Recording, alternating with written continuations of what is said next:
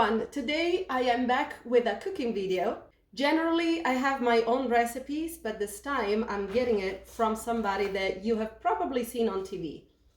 It's this guy right here, Robert Funaro, which is the actor that played Eugene Pontecorvo in The Sopranos. He wrote a book, it's a cookbook, there is 8 recipes in here, and they're all part of his family's recipes. So there is something from his mom, something from his sister, and I decided to remake peas and macaroni. This is a recipe from his mother, Mamma Funaro. Italian moms are just the best at cooking, and they are my role model when it comes to recipes and how to cook. What I like about this book is that he writes a lot of sentimental stuff in there. For example, there is a dish that reminds him of maybe his time when he was little and his mom would cook that for him. In this case, this is a comfort food for him, and he says that it's better than steak. We'll see if that's true. It is his comfort food, and his mom used to make it, I guess, when he was younger, when she was out of ideas on what to do. So this was her go-to dish. My mom had one of those too, and it was generally eggs with bread, or she would just give us cold cuts, and we would have eggs with cold cuts and some sort of bread. I feel like every mom has their own, I don't know what to make, so here, eat this type of dish. But nevertheless, they never taste bad. They still taste amazing. So the book comes with the ingredients and then a step-by-step on how to recreate this dish. I will divide this recipe into half because this is probably for a family of 4 people, but I'm just making enough for 2 people. Let's get into it. All right, so as I go, I'm reading the ingredients to you. So it starts with 1 cup of extra virgin olive oil. So I did a little less than half. Then it recommends 1 large onion or 2 medium-sized. So I picked half of a medium-sized onion. I think they'll be good. Then the recipe calls for 3 15-ounce cans of sweet peas of any brand. So I only used 1 can of 15 ounces. This is sweet peas. Then let's move on to the sauce. The recipe calls for 2 8-ounce cans of tomato sauce, so I just used 1. Then it wants dry oregano, which I'm out of, but I do have fresh basil, which I already washed. It also calls for 1 tablespoon of garlic powder. I don't keep garlic powder because it bothers my stomach, so I go with a fresh one. This is 2 big cloves of garlic.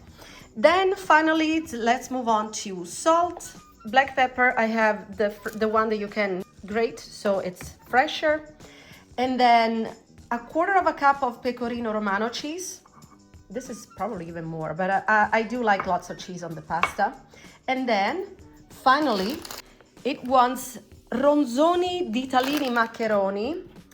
I found cavatappi, I didn't find the ditalini where I went to the grocery store, but this will be just fine. So I will probably do a little over half of a pound. That's how much I'll do for 2 people. All right, guys, I am by the stove and we're gonna start the process. So I put some water to boil. I put a pinch of salt in there, and then I can adjust if I need it more. So putting the water to boil is the first step. And then right after, we're going to toss our olive oil in the pan. I like to use a non-stick pan. We're going to saute the onion and the garlic until they are translucent, so cooked and not burned. We put down our onion. I like to cut the onion in big chunks because I generally tend to take it out when the sauce is done. I don't like eating it. And I do the same thing for the garlic. These are over medium heat, and we're going to saute the onion and the garlic. As you start hearing the sofrito noises, we start mixing a little bit, and we just let it cook a little more. See, it keeps cooking nicely, and it starts smelling really good. This step is critical because you don't want to burn the onion and the garlic, so you have to be on top of it. Okay, it is time.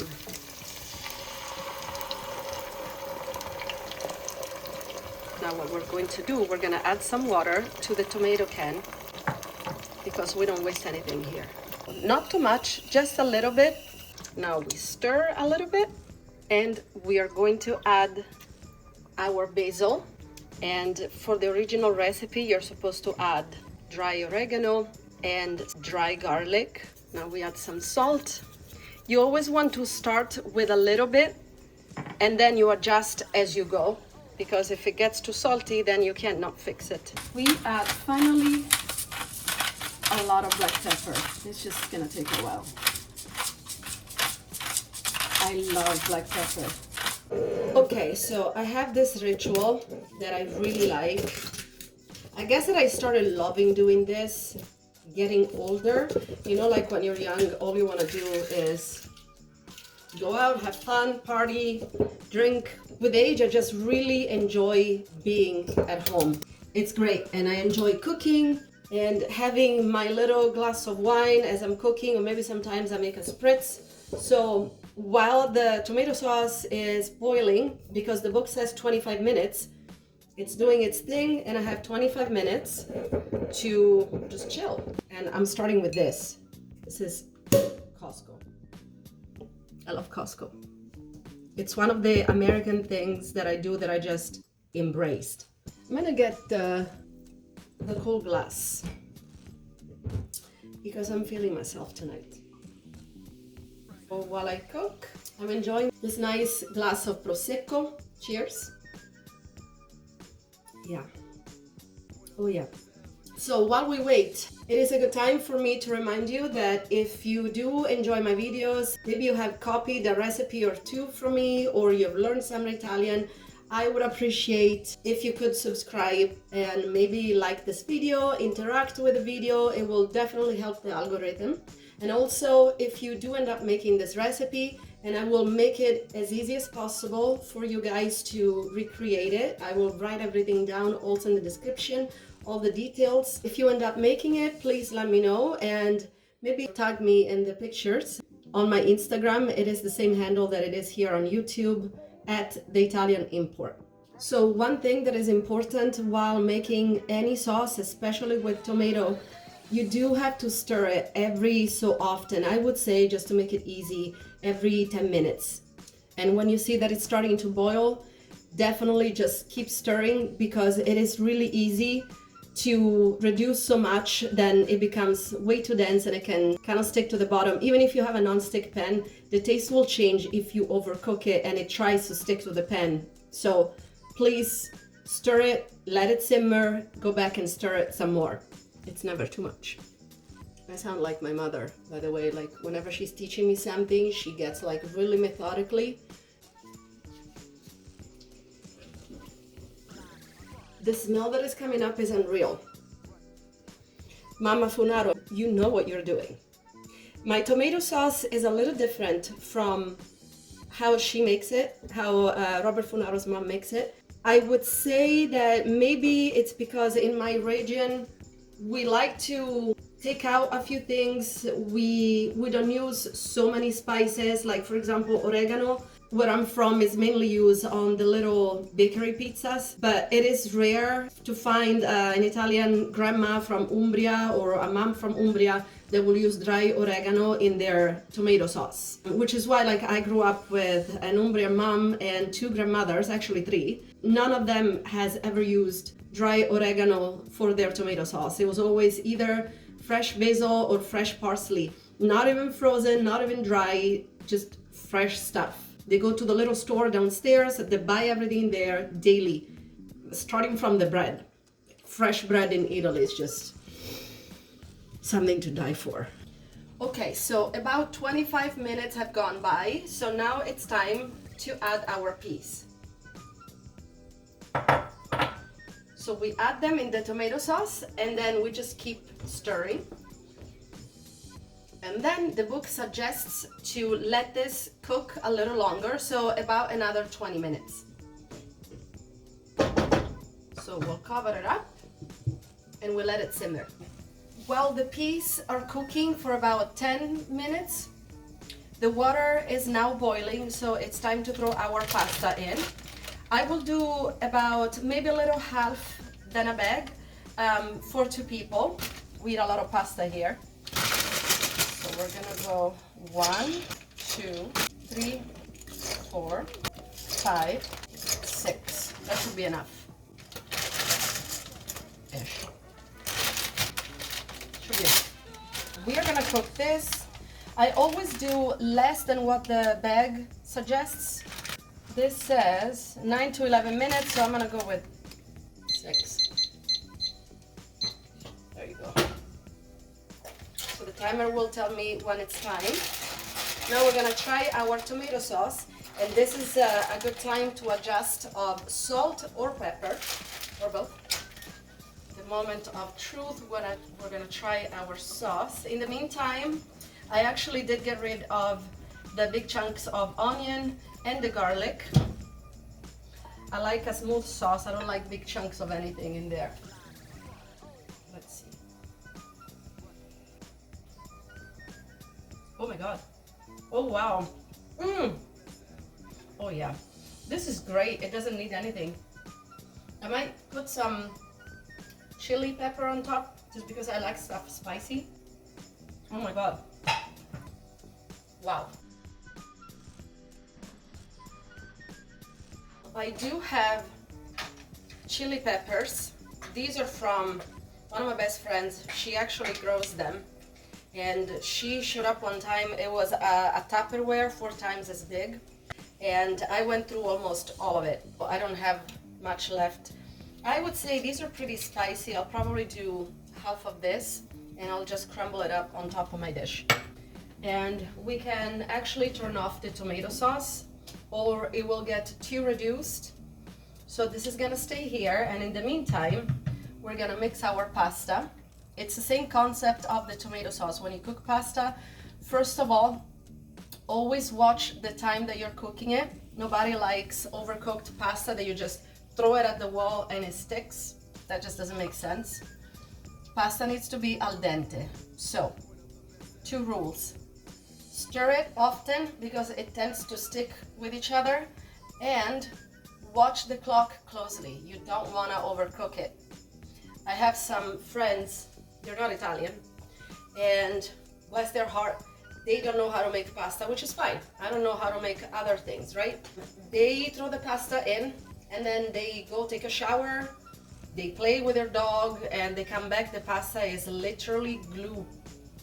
That's not, please, let's not do that. Let's normalize not doing that.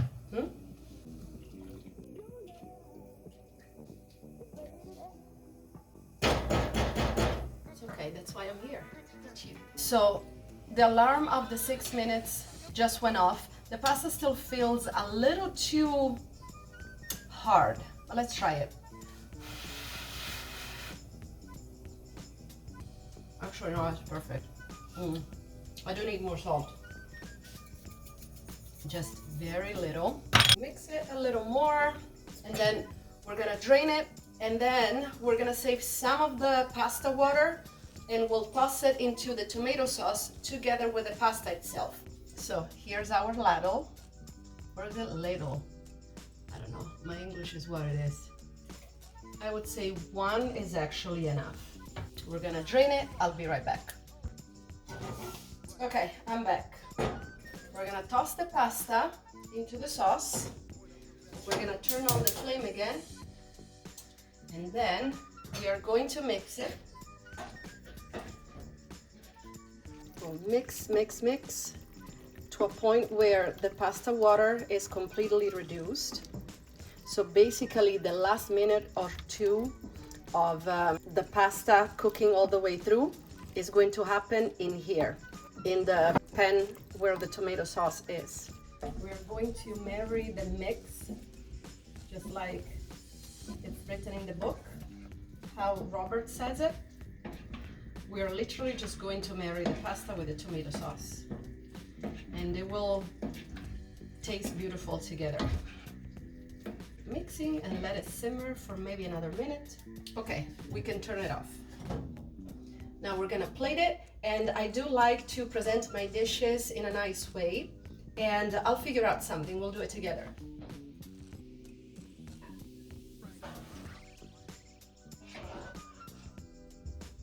This already looks very nice. So it is time to sprinkle some Pecorino Romano on top of it. Maybe a little more. And then we're gonna get the peperoncino that I got earlier. We're gonna break it in half because I know that all of it will be way too much heat. And we're just gonna break it on top like this and just sprinkle it all over the dish. I think this already looks beautiful. If we wanna make it even nicer, I would say maybe we can do some black pepper to the edges. Voila, I think this looks really good. If I went to dinner at somebody's house and they give me a dish presented like this, I would be really happy, like it's thoughtful. To me, it's not enough to just eat something. I eat with my eyes a lot, which is why I feel like I'm a little bit overweight, because when I see something that looks good, even if I'm full, I just keep eating because it looks good and it tastes good.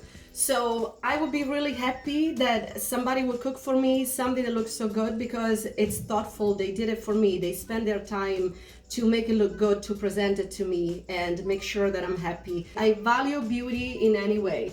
Don't mind the mess behind me over there because I just cooked, and yeah, let's focus on this. This looks so good. Now it's moment of truth. I'm gonna try it.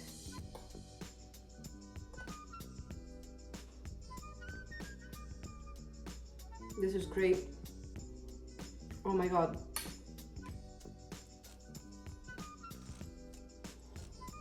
The parts where I'm actually getting peas together with the pasta and the rich sauce is just amazing.